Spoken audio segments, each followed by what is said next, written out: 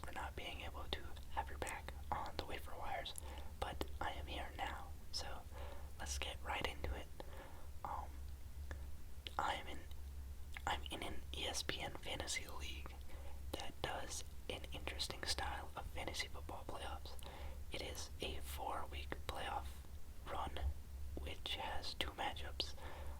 There's the first round and the second round, and the winner of each round is determined by playing the same opponent over a 2-week span and then getting the highest point total.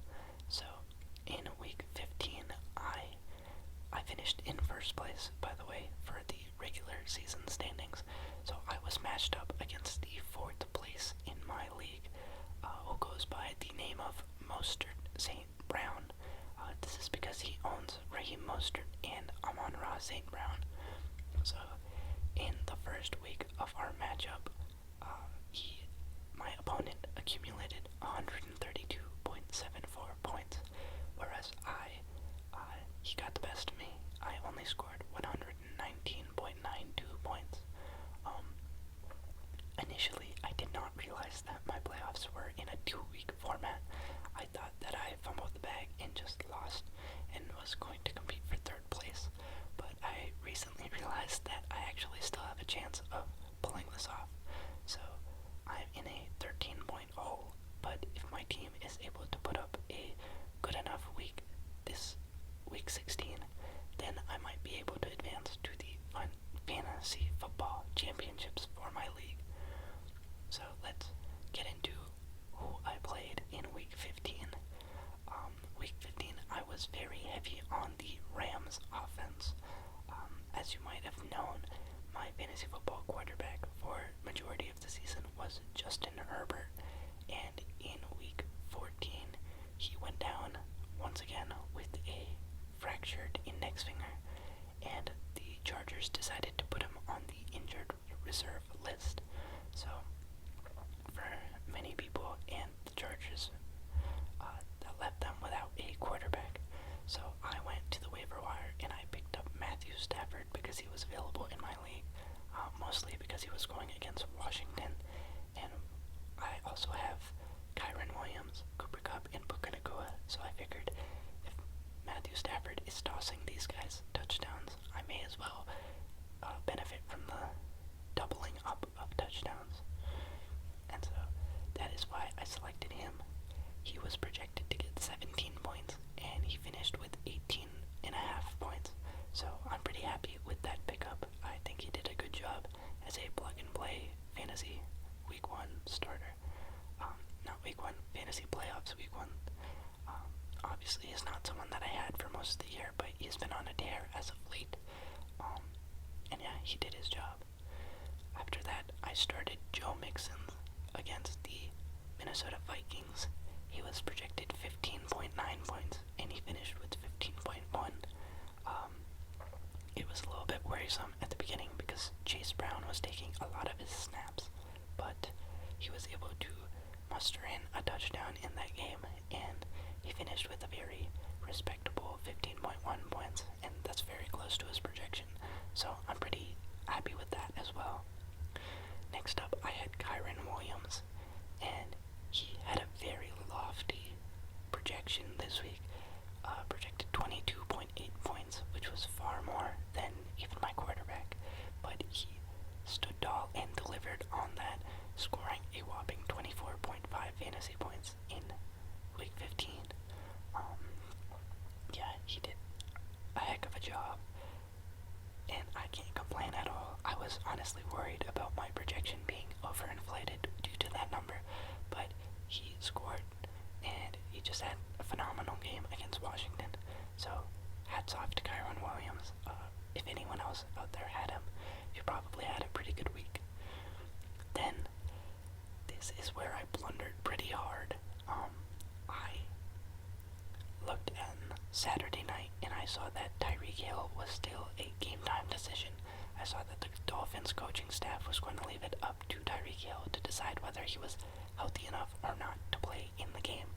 And I had left him in my starting lineup up to this point because Tyreek Hill is by far the best player on my team. He is a large reason for why I am number one in this league. And so I put my trust in him, and I went to sleep. And I had a rather long day on Saturday, so by the time I woke up on Sunday, it was too late to do anything. The game had started, and Tyreek Hill was not playing. So I took a big hit, a whopping 0 points from Tyreek Hill, and really, it's my own mistake. It's foolishness. I should have known that there are no lazy Sundays when it comes to fantasy football playoff season.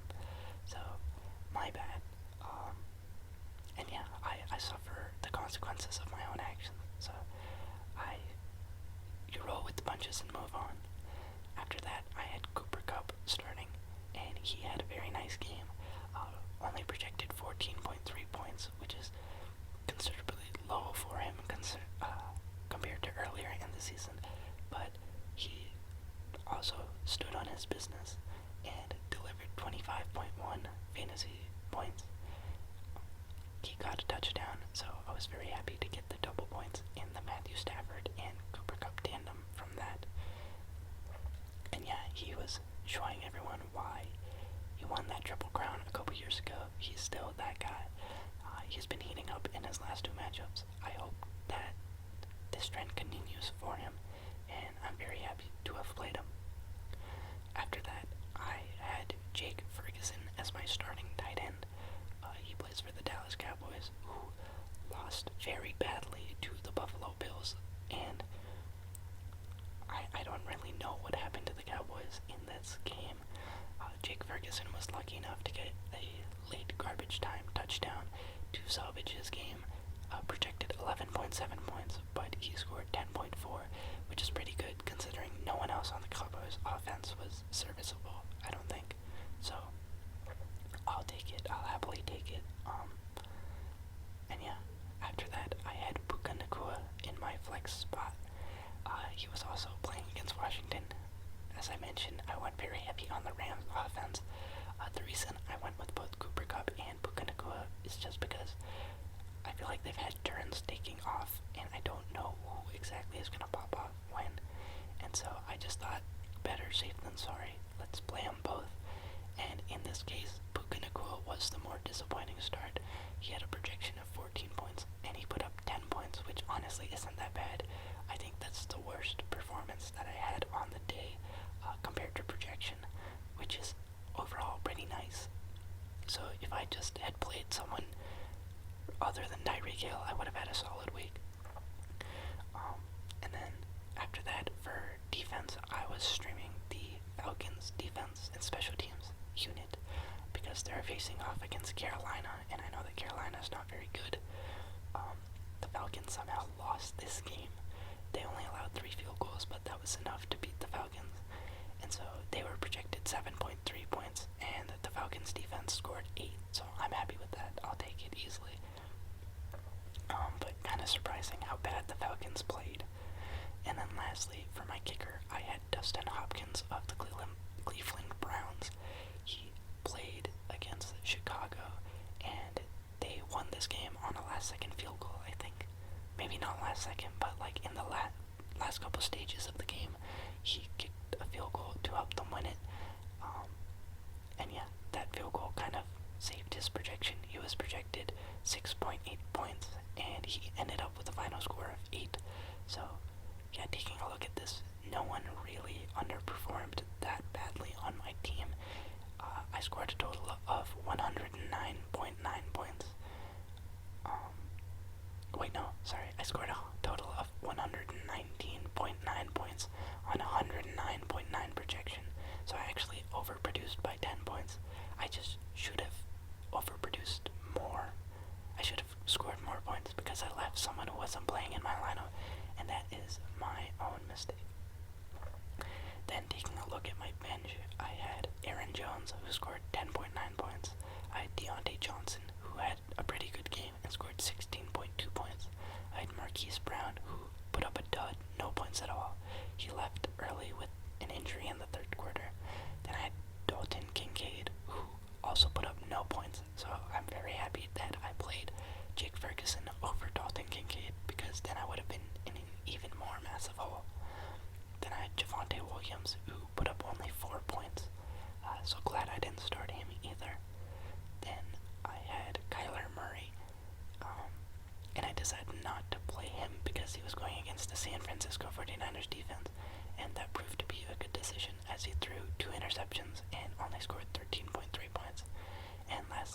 Ezekiel Elliott, who was playing against Kansas City, projected 15.8 points and scored only 9.6.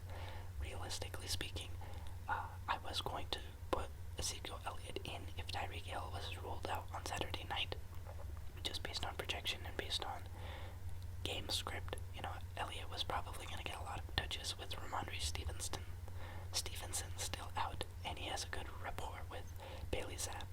So, I missed out on 9.6 points. That wouldn't have been enough to top my opponent anyways, but it would have made the gap a little bit less burdensome going into the next week.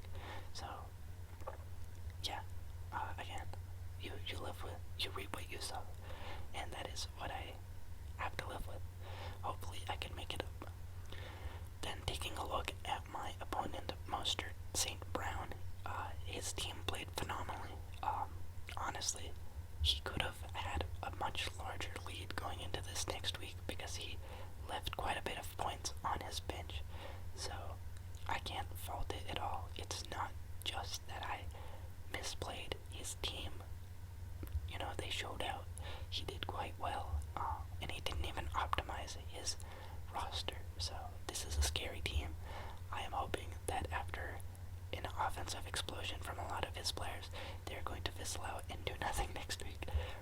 That is just my hope, but we'll have to see. So for his quarterback, he started Justin Fields, who had an abysmal day, projection of 18 points, but only scored 9.6. After that, he had Austin Eckler, who was projected 15.3 points and only scored 7.8. And after that, he had Alvin Kamara, who was projected 17.8 points and scored 16 points. So all of the first three starters underperformed compared to their projections by either a little bit or a lot. So you might be wondering, how did you lose this matchup? Well, because this is where his team started doing pretty well in the wide receiver category. He had Amon-Ra St. Brown, who was projected 17.5 points, but actually scored 24.2. Then he had Rashee Rice, who was projected a pretty high 15 points for a Kansas City wide receiver, but he even delivered higher on that, scoring 24.1. Great week from Rashee Rice. Then Evan Engram, projected 13 points, only scored 6.8. So that was more of a dud. But then another wide receiver that overperformed, he had Jaden Reed, who was projected 13.7 points and put up 17.2. So really, I got killed in the wide receivers, especially not playing one myself. And then this was the real kicker. Miami Dolphins defense projected 9 points and they scored 22. If Miami scores exactly what they're projected, we are dead even. And so, that was a brilliant play by him. New York is not good at quarterback at the moment. So, a 30-0 victory to the Dolphins. They held them scoreless. They got turnovers. Just magnificent by the Dolphins defense. Hats off to them. And finally, he had Will Lutz, who was projected 7.5 and scored 5. So even though over half the people on my opponent's team did not meet their projection, he beat his overall projection by about 6 points. So he finished with 132.74 points. Then taking a look at his bench, he had multiple options that he could have pursued. Raheem Mostert, the namesake, was on his bench. Had projected at 14.1 points. He overperformed and scored 18.3. Then Nico Collins, who was out, didn't score anything. Sam Howell didn't have a good week, only 8.28 points, but that would have been pretty comparable to Justin Fields. Then he had James Conner. James Conner is who I had and accidentally dropped when I was trying to get rid of Marquise Brown. He didn't play him, but James Conner had a pretty good week, projected 13.2 points and scored 17.9. After that, he had Jared Goff. I am so lucky that he did not play Jared Goff because Goff had an unbelievable game, projected only 15 points but popped off for a whopping total of 31.12. I would have been cooked if he happened to start Goff, but luckily he didn't. So I guess I can be thankful for that. After that, he had Chuba Hubbard, who was projected 12.8 and close. And lastly, he had Quentin Johnston. I just learned about the T in Quentin Johnston's last name. I'm not a huge fan. I know that's a weird thing to say. Obviously, he can't control his last name, but I much preferred his name when I thought it was Quentin Johnson. Just a random fact. But yeah, Johnston was projected 8.4 and scored 10.3. So that is the situation there. Taking a look at our overall projections going into next week. As I mentioned, it's a 2-week combined total for us. So his projected total after the 2 weeks is 259.3, whereas mine is 248.7. So he is still projected to win by about 10.5 points, and that is the margin that I need to try and make up this week. I don't have the best schedule in terms of difficulty. It's not like all my players are going against easy opponents, but I'm hoping that Tyreek can be back this week, and I'm hoping that these guys can do it. I don't want the season to go to waste. Obviously, finishing third place wouldn't be the worst, but I didn't fight this hard to finish third, so praying.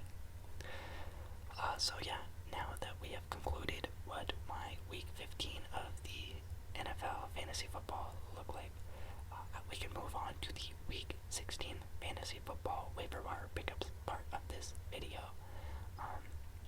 If you are in the fantasy playoffs right now, this is probably the segment of the video you need the most, so I will make sure to tag the timestamp in the bio of this.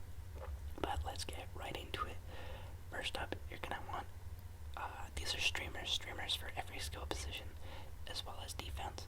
So starting off with quarterback, if you are heading into week 16 and you don't have a play at quarterback, there are 2 options for you, in my opinion, or maybe 3 options you could say. First up, owned in 54.5% of leagues, which is a little more than all, but is still available in 45% of leagues, is none other than Baker Mayfield. Baker Mayfield is going against the 30th ranked Jacksonville Jaguars defense, and Mayfield looks pretty baller. He has the Tampa Bay Buccaneers in contention to finish first place in the NFC South. He's coming off back-to-back amazing weeks. He put 20.06 points up 2 weeks ago and 29 points up last week. So he's red hot, he is rolling, and he gets an easy matchup. So if you need a QB, a sure shot QB, I feel like Baker is a good option. But if Baker Mayfield is not available in your league, then it is a little bit more of a struggle. You're going to have to drop into the depths of the quarterback world, where we're now looking at backups. But one very serviceable backup over these last 3 weeks has been Joe Flacco for the Cleveland Browns. In his last 3 weeks, he has put up 16.16 points, 20.34 points, and 16.86. So it's not amazing, but it's a guaranteed 16 points.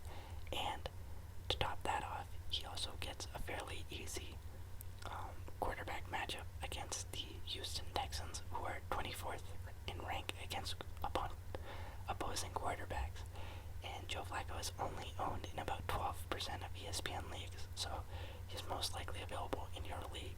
If you're looking for a quarterback streamer, you can go out and get him. These are my top 2 picks. If after that you are still looking for another quarterback, I feel very, very sorry. You should not have to be in that position. That is a truly devastating spot to be in. But if that is the case, then your next 2 options would be between Tommy DeVito and Nick Mullins. Tommy DeVito purely on matchup. He has shown that he can put together a solid fantasy game. 2 weeks ago, he had a 17-point performance against Green Bay, and in week 11 against Washington, he put up 22.5 points, and he gets a Philadelphia defense that is ranked 31st against opposing quarterbacks. So it's possible. It's it's really a stretch. I don't feel good about starting Tommy DeVito, but when it comes to it, if you have to do what you have to do. So there's that, and then you've got Nick Mullins filling in for Kirk Cousins. He took the job from Joshua Dobbs last week, and he did a fairly nice job against Cincinnati. Made Jordan Addison a streaming star. Well, not a streaming star, but like Jordan Addison had solid wide receiver 1 numbers last week. Nick Mullins had 303 yards, 2 touchdowns, but also 2 interceptions. He had a very nice 17-point game, and this week he gets to go up against the 27th ranked Detroit Lions passing defense. So these are the bottom tier people you could consider. Okay, so after the quarterback position, we will move on into running backs. So since this is a streaming list, you're going to want running backs that are available in at least 50% of leagues, and that really limits the options. I will say in week 16 there are not a lot of good flex options left, really. But number one, purely based on role and on production last week, would have to be Ty Chandler, running back for the Minnesota Vikings. He is owned in 49.8% of leagues, meaning he just makes this cutoff. But the one, red flag in his game is that he's going against the Detroit Lions defense, who is number 1 against opposing running backs. So really, we have to depend on his volume.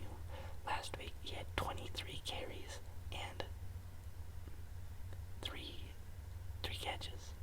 So that's 26 touches. That's something that you can't ignore. His role on the Vikings offense is definitely there, but obviously the Detroit Lions defense is no joke. So it's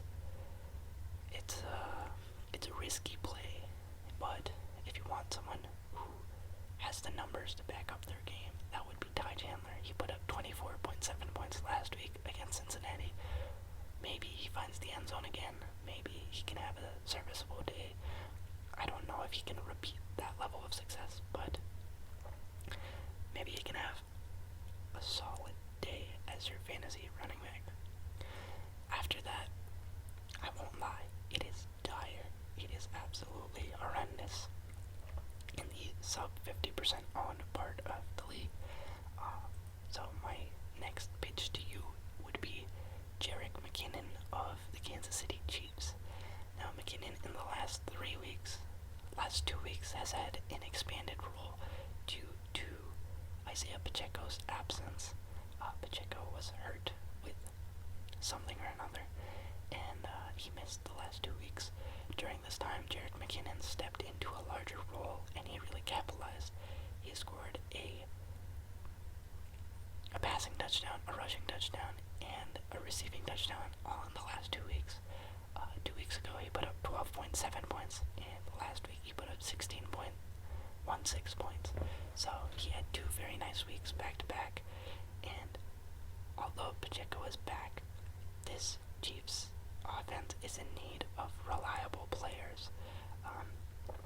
If you watched the Patriots game, you'll know that Kadarius Toney had another bobbled ball for an interception, and Patrick Mahomes was furious about it.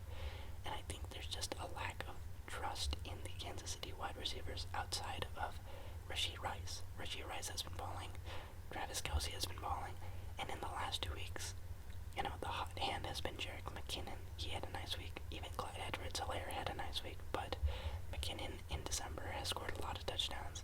He was pretty nice in that Super Bowl game, and he's a trustworthy guy. He's like a older veteran type player, and since he's having success in these last 2 weeks, I think that his role against the Raiders is going to be, more significant, and the Raiders are 23rd against opposing running backs, so he's someone you might want to consider adding to your squad if you are in need of a play. He's only projected 5 points, and realistically, unless what's his name, Isaiah Pacheco is ruled out before the game, I don't think his projection goes much higher up, but I think that he does overperform 5 points.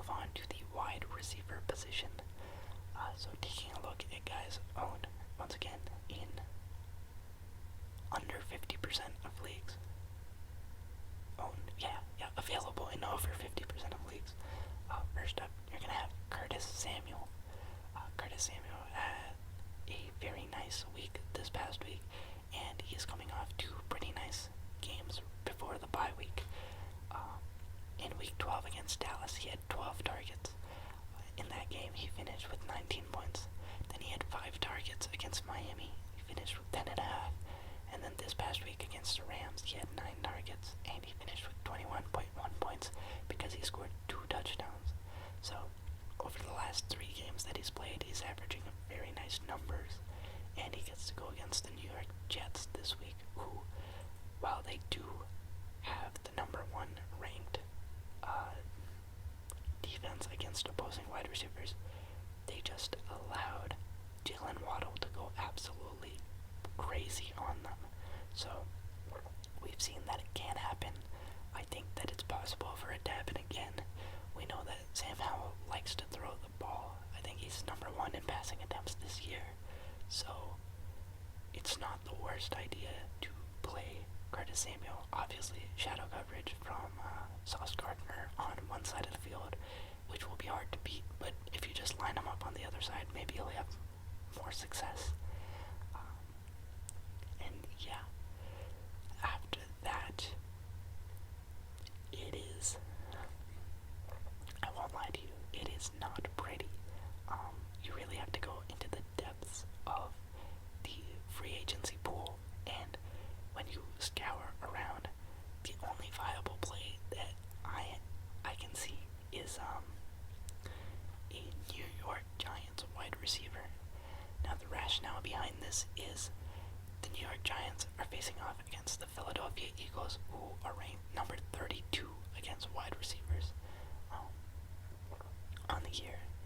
You might have seen the James Bradbury compilation of him allowing that game-winning drive against the Seattle Seahawks this past Monday, and they play on Monday yet again. This Eagles defense is being led by Matt Patricia right now, and that is never a good sign. So the Giants might be able to capitalize on that. So the only problem is then you have to take your pick at which New York Giants wide receiver you think is going to do the best. One good thing is they're all going to be available in your leagues. You've got Wan'Dale Robinson owned in 6.4% of leagues. Paris Campbell owned in 3.8%. Darius Slayton owned in 2.4%. Jalen Hyatt owned in 3.5%. Like, no one wants these guys. These guys are not studs. And of this group, if I had to make a recommendation, I would go with Darius Slayton, just because he is the one that had the most productive week last week.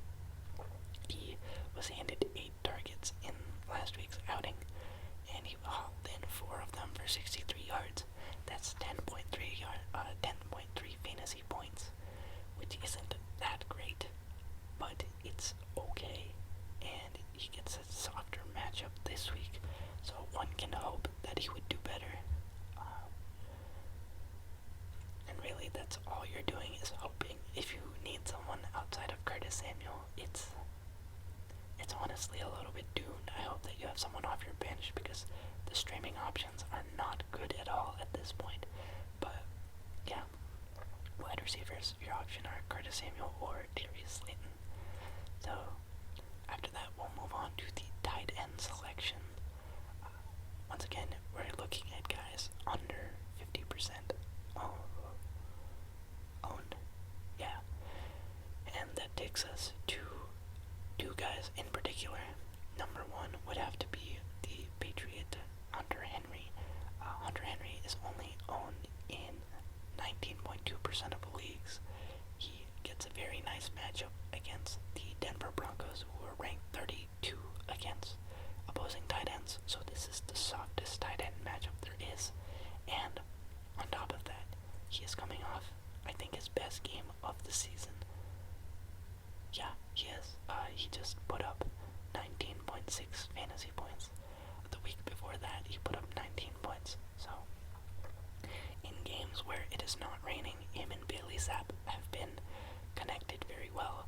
He was the number 1 rated Pro Football Focus tight end in week 15, but he did go down with an injury. So, that is something that you're going to want to keep track of. That's the number 1 cause of concern. If he doesn't play, then you are screwed. But if he is playing, I think it's a very viable matchup, especially considering the 9 targets that he got last week. He's the number 1 receiving threat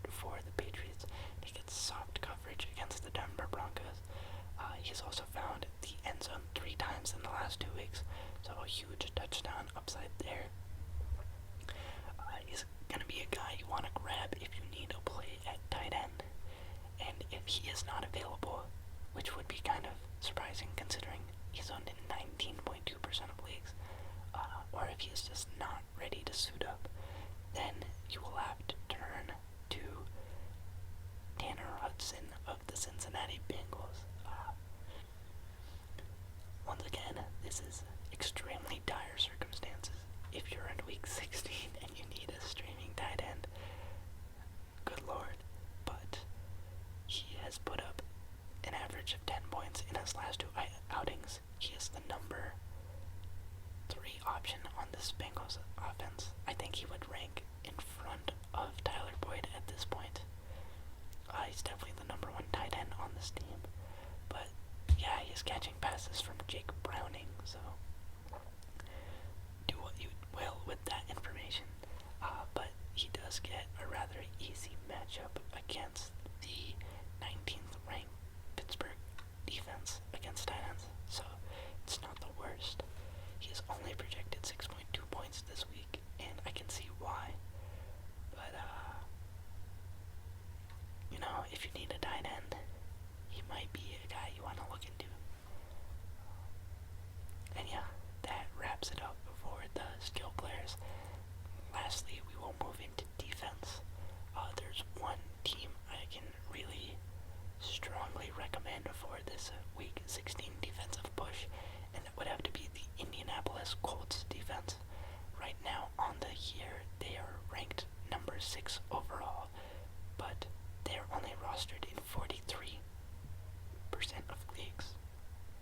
And they have had an unbelievable last 6 games. Week 9 against Carolina, 27 points. Week 10 against New England, 13 points. Then they went on their bye week. Then week 12 against Tampa, 12 points.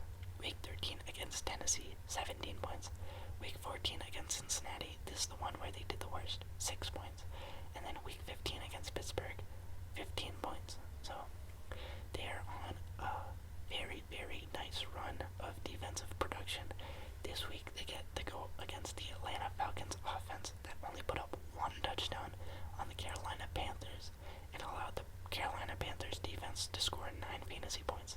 So easy matchup, and they have a good track record up to this point, and they're on only 43%. So if you need a defensive streaming option in week 16, I'm definitely recommending the Indianapolis Colts. And so there you have it. That concludes the waiver wire segment of this week's video.